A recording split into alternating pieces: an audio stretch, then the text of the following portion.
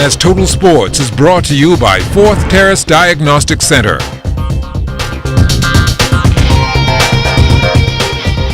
Welcome to sports, everybody. The National High School Track and Field Championships will take place later this week at the Thomas A. Robinson National Stadium. 67 schools in action, encompassing more than 900 athletes. The meet starts 9:30 on Thursday, 9:30 a.m. on Thursday and Friday, with an opening ceremony on Friday. On Saturday, we've moved the start time to 3 o'clock to allow for exams that we understand are taking place. And so we are encouraging those persons, those alumni, as well as those family island persons to come and support your various teams. And also this event will serve as a CRIFTA qualifier. As you know, CRIFTA is several weeks away from us, and so as the host country, we're looking forward to putting forth a good, solid CRIFTA team, and we hope that a number of qualifiers will come out of this event. And we want to emphasize again that you have no excuse, no reason not to attend and support it, because it is free. And you know, we like free things. The Royal Bahamas Police Force is in charge of security for the meet, and they will be out in large numbers. We will be enforcing the laws, ensuring that members of the public who come out to this event will feel safe in an environment where athletes are participating and families are coaching them, and it's going to be a family atmosphere. But we want people who are intent to know that if they come out to cause any havoc, create any disturbance, that they will be dealt with the fullest extent of the law. And we want everything to be done in good spirit. This is a national event, and we're going to police it as effectively as we can. With the Bahamas hosting the CRIFTA Track and Field Championships Easter weekend, the pressure is on, but as Kelsey Johnson tells us, the local organizing committee is going above and beyond.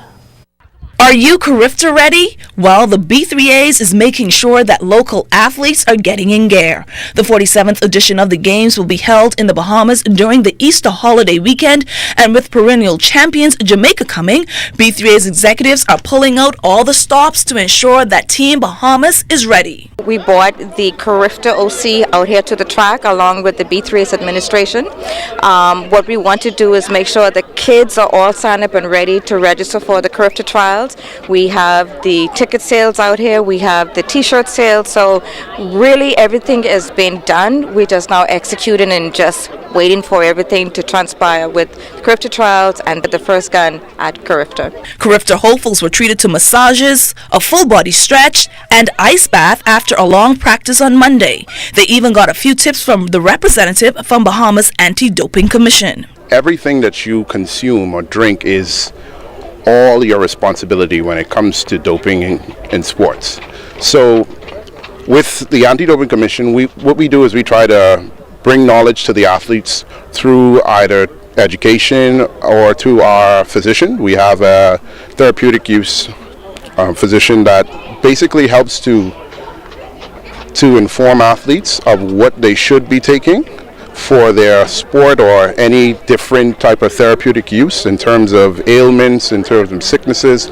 So we try to make sure that they're taking the right stuff, especially for their discipline, so that in the event that they're tested, they're not found doping in sports because of the different types of drugs that are out there. Head physician for this year's team, Kent Brizard, was trackside watching the athletes train. I'm getting to know all the athletes and seeing if we can create, what I would like to do is create a database actually of the athletes and see if I can register any issues or injuries that the athletes may be having, any deficits or any aspects of their performance that they may want to increase, because part of what we do is performance medicine as well. So we want to talk about the aspects, may it be, for example, their stamina versus their explosiveness, things you want to work on and try to improve. And I would work along with the trainers and the physiotherapists to achieve that. So rehabilitation as well as sport performance. The Bahamas has won the CRIFTA Track and Field Championships 4 times and one of 2 countries besides Jamaica to have done so. Jamaica has dominated since 1985 to date. Kelsey Johnson, ZNS Total Sports. While Carifta Track will be held here at home, Carifta Swimming will take place in Jamaica. President of the Bahamas Aquatics Federation, Algernon Cargill, looking for senior members of the team like Lily Higgs to lead the way. Lily will have a full plate at Carifta. She's probably going to swim 8 or 9 events. And after Carifta, she and Isaac Bastian are hoping to travel on to the Commonwealth Games. So Carifta will be a great tune-up meet for them for the Commonwealth Games because, for example, Lily, she's still a junior swimmer, but she's won, she actually has the Bahamas national records in several senior categories. So she has a bright future and she'll be starting at the University of North Carolina in the fall. From the college hardwood last night, LaShawn Higgs doing her best. She put up 20 points, 7 rebounds, 3 assists, and a steal. But number 8 Texas, they fell to number 2 Baylor in the Big 12 championship game, 77-69. A win would have locked up an automatic bid to the NCAA tournament. But the Longhorns will still be going to the big dance as an at-large. Still talking college basketball, star freshman for the Arizona Wildcats, DeAndre Ayton, has been named the Pac-12 Player of the Year and the Pac-12 Freshman of the Year. Ayton was also named to the Pac-12 All-First Team, All-Defensive Team, and All-Freshman Team. He is just the 3rd player to win the Pac-12 Freshman of the Year and Player of the Year in the same season, joining Cal Sharif Abdul-Rahim in 1996 and UCLA's Kevin Love in 2008. During the regular season, Ayton averaged 19.9 points, 11.4 rebounds, 1.9 blocks, and 1.4 assists per game, while shooting 62% from the field, 34% from 3, and 75% from the free throw line. The 7'1" big man had 21 double-doubles, the most ever by a Pac-12 freshman, and he ranks first in scoring, rebounding, blocks, and field goal percentage in freshman history for the Cats. Now, over the weekend, Coach Sean Miller revealed, to no one's surprise, Ayton will be declaring for the 2018 NBA Draft. Before then, though, Ayton has the Pac-12 tournament this week and the NCAA tournament, which starts next week. From a current college basketball star, we now turn to a former standout. I'm talking about Waltia Roll, who played for the North Carolina Lady Tar Heels. Waltia played this past season in Turkey. She spoke about the experience with our Kelsey Johnson.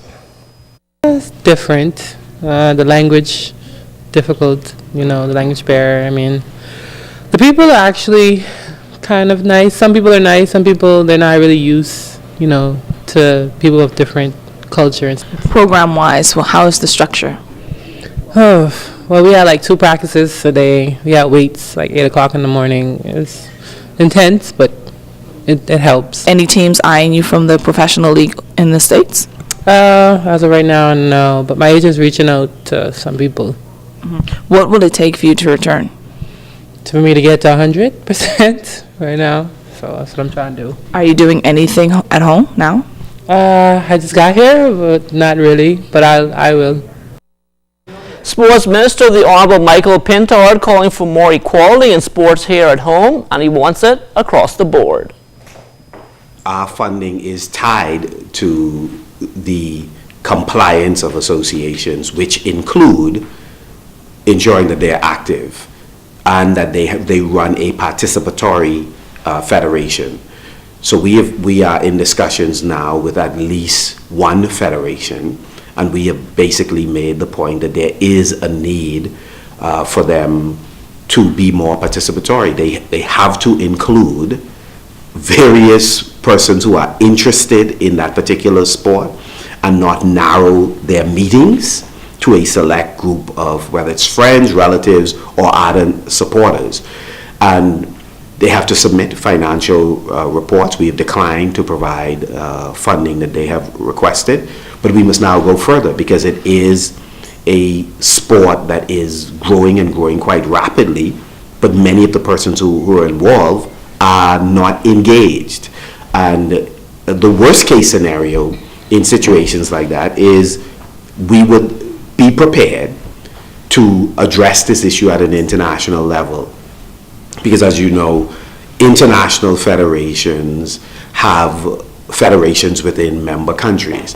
If the member country federation is completely dysfunctional, and we could see the potential for a federation headed in that direction, if that situation deteriorates to that level, we believe that members of that sport would be prepared to petition the international organization, and we would not stand in their way as they do.